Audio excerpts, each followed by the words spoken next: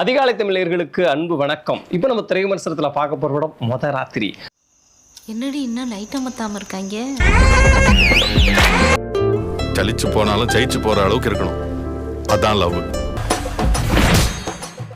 பாக்கியராஜ் வந்து சொல்லுவார் ஒரு விஷயத்தை ஆரம்பிக்கிறதுக்கு முன்னாடி, நான் பேசுறதெல்லாம் கொஞ்சம் செக்ஸியாக இருக்கும் அப்படி சொல்லி வச்சுட்டு அதை ஆரம்பிச்சு ஆனால் அப்புறம் அதுக்கப்புறம் கொஞ்சம் இன்ட்ரெஸ்டிங்காக கொண்டு போயிடுவார். இந்த படத்தை பொறுத்த வரைக்கும் டைட்டில் வந்து ஒருவேளை முதராத்திரியில் என்ன பிரச்சனை அதை பற்றி தான் ஒரு கதை அப்படின்ற மாதிரி நமக்கு தோணுச்சுது. ஆனால் அப்படி இல்லை, அது ஒரு சின்ன ஒரு பிஸ்னஸ் ட்ரிக்காக தான் வச்சுருக்காங்கன்னு நினைக்கிறேன். ரொம்ப இன்ட்ரெஸ்டிங்கான ஒரு கதையாகவும் ரொம்ப முக்கியமான ஒரு கதையாகவும் இது இருந்தது.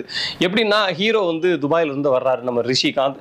அவர் வரும்போது அப்படியே ஏர்போர்ட்லேருந்து அவர் அலாக்கத்திக்கும் எனக்கு கல்யாணம் அப்படின்னு சொல்லி கடத்தி கொண்டு போகிறாங்க. அவருக்குள்ள ஒரு பெரிய சோகம் இருக்குது, தாடிலாம் வச்சு ரொம்ப சோகமாக இருக்கார். கல்யாணத்தை அவர் வேண்டான்னு சொல்வதற்கும் ஒரு காரணம் இருக்கிறது, அது பின்கதையில் இருக்குது. இந்த பக்கம் வந்து ஒரு வழியாக வந்து அவரை கன்வின்ஸ் பண்ணி அவங்க தங்கச்சி ஒருத்தங்க கன்வின்ஸ் பண்ணி கல்யாணம் பண்ண வைக்க போகிறாங்க. அந்த டைமில் ஹீரோயின் வந்து தன்னோட காதலனுக்கு ஃபோன் பண்ணி வந்து என்ன எப்படியா கூட்டிட்டு போயிரு அப்படின்றாப்ல. காதலன் என்ன பண்றாருன்னா, தூங்கி முடிச்சுனா இப்பதான் தூங்கி முடிச்சு நிற்கிறேன் அப்படின்னு சொல்றாப்ல. இந்த மாதிரி ஒரு சூழல் வருது. இப்போ காதலனோட ஓடி போடுறதுக்கு ரிஷிகாந்தே ஹெல்ப் பண்றாரு. 2 பேரும் ஓடி போனாங்களா, ரிஷிகாந்தோடைய மறுபடியும் இந்த நாயகி அனிஷ்மா அனில்குமார் சேர்ந்தாங்களா அப்படின்பது இந்த படத்தோட கதையா இருக்கு.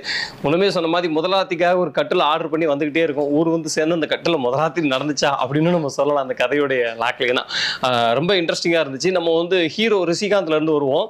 ஹீரோ மெட்டீரியலாக அவர் வந்து ரொம்ப கரெக்டாக இருந்தாரு. அவருக்குள்ள ஒரு பெரிய சோகம் இருக்குது அப்படிங்கிறத அவருடைய நிறைய ரியாக்ஷன்ஸில் வந்து தெரிஞ்சுக்கிட்டே இருந்துச்சு. ஒரு இடத்துல அவர் வெடிச்சு உதறி அதை வந்து சேத்தன்ட்டு அதை கன்வே பண்ணும்போது மழை பெஞ்சிக்கிட்டு இருக்கோம். அந்த சீனில் மழை மட்டும் பெய்யல, நம்ம கண்ணில் கூட மழை பெஞ்சுது. அந்த மாதிரியான ஒரு பெர்ஃபார்மன்ஸை அந்த ஒரு சீனில் ரொம்ப நல்லா கொடுத்துருந்தார். மற்ற இடத்துல இன்னும் கொஞ்சம் அவர் அதிகமாக யூஸ் பண்ணாமல் தான் இருந்தாங்க. டைரக்டர் ராஜா கருப்பசாமி அவரே ஒரு கேரக்டர் பண்ணியிருக்காரு. அந்த கேரக்டர் பயங்கர இன்ட்ரெஸ்டிங்காக இருந்துச்சு.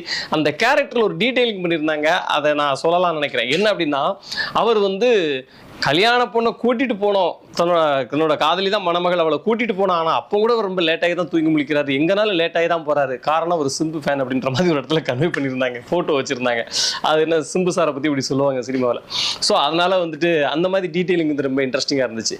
அனிஷ்மா அனில்குமார், நான் நேற்று படம் முடிச்சுட்டு ப்ரெஸ் ஷோவில் படம் முடிச்சு வந்தபோது அவங்ககிட்ட சொன்னேன், நீங்கள் வந்து ஒன் உமன் ஆர்மி இந்த படத்துக்கு அப்படின்ட்டு. உண்மையிலே ஒன் உமன் ஆர்மி தான் அந்த படத்தை மொத்தமாக அந்த படத்தில் அவங்களோட நடிப்பு தான் அந்த படத்தை தோளில் தூக்கி சமக்குது.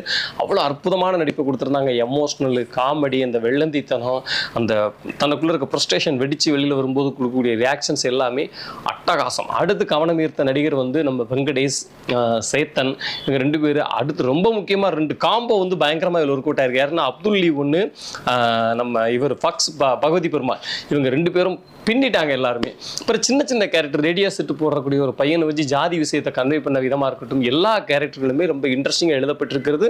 அவங்களை வந்து இன்ட்ரெஸ்டிங்காக நடிக்க வச்சிருக்காரு இயக்குனர். தூத்துக்குடி பாசம் எந்த ஊருங்க அதை கரெக்டாக சொல்லலை. தூத்துக்குடி, திருநெல்வேலி மாவட்டங்கள் அந்த பாசம் தான் பயங்கரமாக இருந்துச்சு. அந்த ஸ்லாங்கும் நல்லா ஒர்க் அவுட்டாக இருந்துச்சு. சினிமாட்டோகிராஃபி சுரேந்திரன் பரஞ்சோதி, அவருடைய சினிமாட்டோகிராஃபியில் நீட்டான ஒரு வில்லேஜை பார்க்க முடிஞ்சுது. ரொம்ப அழகான சினிமாட்டோகிராஃபி. அப்புறம் இசையமைப்பாளர் பரத் சங்கர், அவருடைய இசையில் பாடல்களும் சரி பின்னணி இசையும் சரி, கதை என்ன கேட்குதோ அதை கரெக்டாக கன்வே பண்ணியிருந்துச்சு. அது ரொம்ப இன்ட்ரெஸ்டிங்காக இருந்துச்சு. திரைக்கதையை பொறுத்த வரைக்கும் முதல் பாதியை அந்த ஸ்க்ரீனில் போடும்போதே முதலிரவுக்கு 14 மணி நேரத்துக்கு முன்னால் அப்படின்னு தான் ஆரம்பித்து அந்த டைம் வரும்போது இடைவெளிகளை கொண்டாந்து முடிக்கும் போதும் சரி, இன்ட்ரெஸ்டிங்கான ஒரு பிளே இருந்துச்சு. நான் சொன்னதுலேயே ஒரு பிளே உங்களுக்கு தெரிஞ்சிருக்கும். ஒரு பக்கம் கல்யாணம் வேண்டான்ற ஹீரோ, அதே கல்யாணத்தை அன்னைக்கே நம்ம முதலிரவு அன்னைக்கே காதலனோட ஓடி போக நினைக்கிற ஹீரோயின், இது காதலியை கூட்டிட்டு போக வரக்கூடிய காதலன் பண்ற மங்குனித்தனங்கள், இதெல்லாம் தான் கதையா போகுது. அப்புறம் பின்னாடி ஹீரோக்கு இருக்க பின்கதை, அந்த இதெல்லாம் கொண்டு வந்து கடைசியில் முடிக்கும் போது ரொம்ப சூப்பரான ஒரு விஷயத்தை முடிச்சிருந்தாங்க. எனக்கு இந்த படத்தில் பிடிச்சது ரொம்ப என்ன அப்படின்னா, அந்த படத்தோட திரைக்கதையில் இந்த படம் வந்து முழுக்க ஒரு காமெடியை மையமாக கொண்ட படம். ஆனால் அதுக்குள்ள ஜாதியை பற்றி அவ்வளோ அழகாக பேசியிருக்காங்க.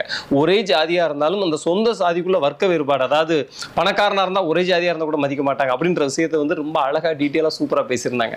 அது எல்லாம் இந்த படத்துக்கு ரொம்ப முக்கியமான ஒரு படமாக இருந்து, உறவுகளோட மேன்மை, அன்பு வந்து பரிமாற்றம், ஒரு கமிட்மெண்ட் எந்த அளவுக்கு இருக்கணும் அப்படிங்கிறத சொன்ன எல்லா விதத்திலும் இந்த முதராத்திரிக்கு நீங்கள் போகலாம். அதாவது இந்த முதராத்திரி படத்துக்கு நீங்கள் நிச்சயமாக நம்பி போகலாம். நன்றி, வணக்கம்.